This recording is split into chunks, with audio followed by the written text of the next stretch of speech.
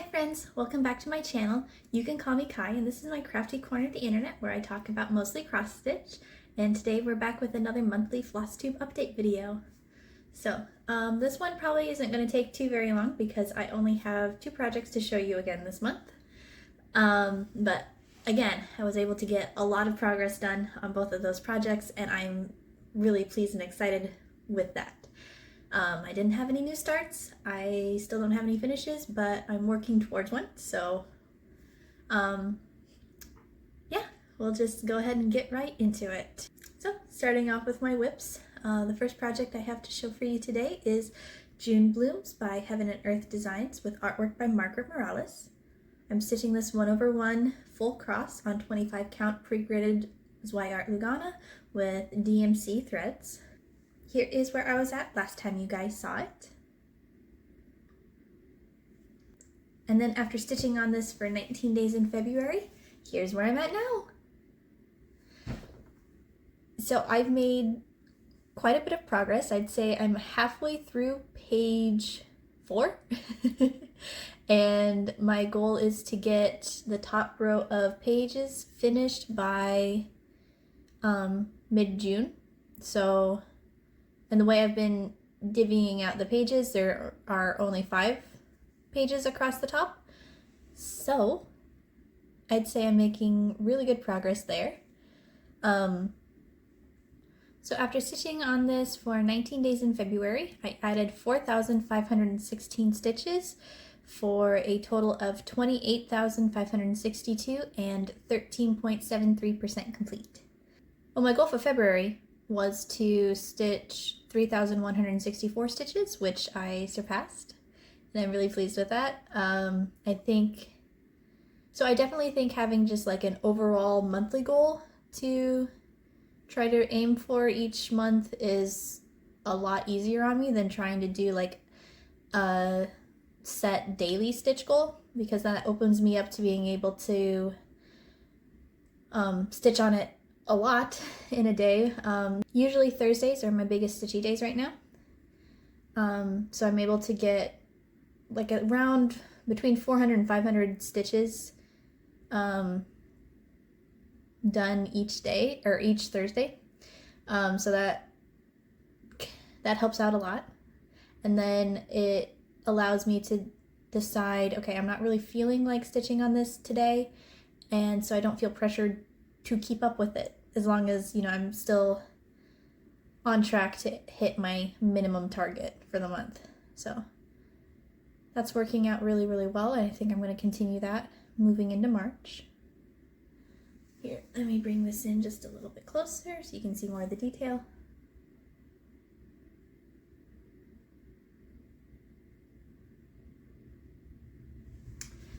And yeah, definitely getting a lot of purple flowers up here. I think I'm still got a little bit more pink to finish up here. And then the next page is also going to be only flowers. So, oh, and you'll see that I finally have a grime guard on this. I finally stitched my own grime guard for this nerd tube. Yeah, so I'm really pleased with that. Of course I had to have my grime guard match my project because it's such a long thing, a long-term project. So yeah, I've got hydrangea fabric grime guard for my hydrangea themed cross stitch with my hydrangea themed needle minder. So yeah, really, like I said, I'm really pleased with that. I had 4,500 stitches on just that project this month. That's really good progress for me. And like I said, I don't think hitting the top, like getting all 5 pages stitched before June should be any issue, but I'm also only stitching 2 projects right now, and I will be looking to add at least 1 more this month, but we'll talk about that in my plans in just a little bit. The next project that I have to show you is Overlook Cafe. This is a kit by Dimensions Gold Collection Petites. I started this on June 6th, 2025, and I'm stitching this with all the included kit materials. Here is where I was at last time you guys saw it.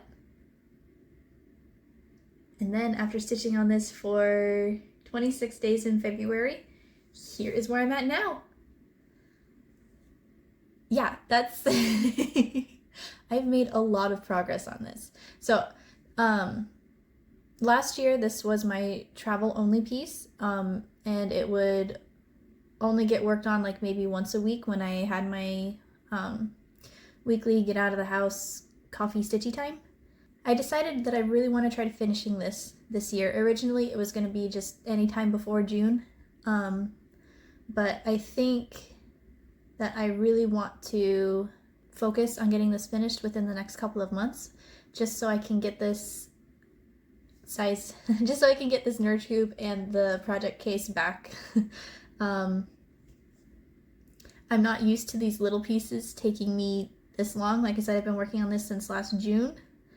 So it's definitely been, about 8 months? And it is a gold collection, so there are a lot of threads, a lot of blends, a lot of color switching, so that usually takes a little bit longer anyway, but still.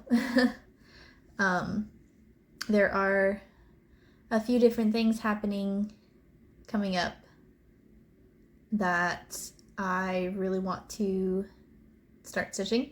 So I'm going to focus on getting this finished in March, just so I can have this project out of my roster. But anyway, I'm like super blown away by how much I was able to get done. Since I have taken it out of travel only status, I am now stitching this in the mornings, usually after breakfast when my toddler is getting her daily TV time. And so I just sit on the couch next to her and I'm stitching away while she's watching her shows. And then I also bring it out just whenever I have a free moment, like she's having a really long snack for whatever reason. I get my stitching out and I stitch at the kitchen table, and I've been taking it into the playroom in the evenings, where she gets her after supper playtime before bed. And yeah, I've been able to get quite a bit of progress done on this month. So yeah, I've got the buildings and the tables and stuff down here are all finished. The pathway is finished. I'm starting to get into the sky, and I'm really excited about that because this is such a happy color blue. And it just, as soon as I started stitching that, I'm like, yes, this is exactly what this project needed, because it was looking really cold and bland, but now that blue is like really warming it up, and it's getting me excited for summer. The other thing about this is, like, you may notice that like all of the white, that is just the Ada. I have not, it doesn't call for any stitching there. It's not that I missed a symbol or anything. There are no symbols there. It's not supposed to be stitched. But I'm kind of thinking I don't really like how that looks, especially up here in the sky, like being able to see the Ada holes. So I'm debating going in and probably doing a 3-strand half stitch to fill in the gaps where, there aren't any stitches. Just because I think that will make it look a little bit better. I have plenty of Dimensions white thread left over from other kits, so I'm not worried about not being able to complete this kit by adding that. Because yeah, I have so much leftover floss from other kits. So yeah, that was it for my whips. And now we're gonna go ahead and get started talking about plans. So my goal for June blooms for March will be to stitch 3,162 total stitches. That should get me up to a little over 30,000 total stitches on the entire project. I could probably finish another page come March. So that would be really exciting to get a page finish in March, because then that means I'd have, because I think at the rate that I'm going, I'm stitching half a page a month. And if I keep that up, then I will have the top row pages finished by like May, which would be exciting. But I also know that I will be starting a new project in March, and I'm also planning on starting a new project in April. So, we'll see what happens in regards to the progress on June Blooms. I'm really aiming to finish Overlook Cafe in March as well. I think I've got a little under half of the pattern to stitch yet, and then I have to go back and do all of the back stitch and stuff. Yeah, I think my plan for that is going to be to fill in all of the empty white spaces with 3 strands of a half stitch. And then I can move the hoop and finish. I'm currently stitching across the page split. So I'll get that done, and then I can move the hoop and then just go ham and finish the rest of it. But I will save all of the back stitch for the very end. I kind of worry that the Nurge hoops might catch the back stitch just a little bit, and it calls for some like lazy daisy stitching too, so I don't want to mess that up, so I will save all the back stitch for the very end. And then that way I can share a before and after back stitch picture too, because those are always fun. Yeah, and then the new starts that I have planned, I need to get 2 Christmas stockings done this year, and I'm trying really hard to get like front load all of that stitching in the first half of the year. That way I don't feel rushed to get them done when I have a newborn, because I have no idea what that phase of my life is going to look like, having a newborn and a toddler, and I'm just trying to be very conservative and gentle with myself. And I don't want to like put a whole bunch of pressure on like deadlines when I'm navigating this new chapter of life. So with that being said, I feel like it's finally time for me to start the Dimensions Reindeer Hedgehog stocking. This is going to be for Baby on the Way, and I already pulled the pattern out and looked at it, and I honestly think that this is going to stitch up so quick. I've had other people tell me that, yeah, this is a very quick project, especially like with my stitching speed. I truly can't see it taking longer than the month. Truthfully, I think it'll take like a couple of weeks, but I'm going to not commit to that just in case something pops up and then suddenly it's like, oh, well, So, definitely going to start the Reindeer Hedgehog stocking. I think the longest part of this is, the longest step is going to be just gridding my fabric. And there is so much like empty white space, like the white is not stitched, that is just plain fabric. So there's a lot of like negative space that if I don't grid, I will definitely make mistakes counting, and I will be very sad about that. So gridding is necessary. Yeah, I'm gonna try really hard to get that finished. Hopefully before April, because then in April I'd like to start stitching my spouse's stocking, which will be the Santa's Truck stocking kit by Dimensions. That one is a little bit denser stitching, so I kind of am expecting that to take a little bit longer. It's just a regular Dimensions kit, not a gold collection, and I find that those ones often have a lot simpler stitching. Like there's more blocks of color, it's less color switching generally. You'll still have blends and half stitches and back stitch, of course, but it's not going to be anything like the Enchanted Ornament stocking that I did last year, which I'm kind of excited about because that stocking really tried my patience. So I need to get that started in April so I can get it stitched up before June. That way I don't have to like do any of this cross stitching. I will, however, wait until closer to December to fully finish it into stockings, and obviously with the reindeer hedgehog stocking I'll have to wait until after the baby's born to stitch the name in because we don't have a name picked out yet. We are the kind of people who like to wait until the baby's born and we see what they look like before we commit to a name.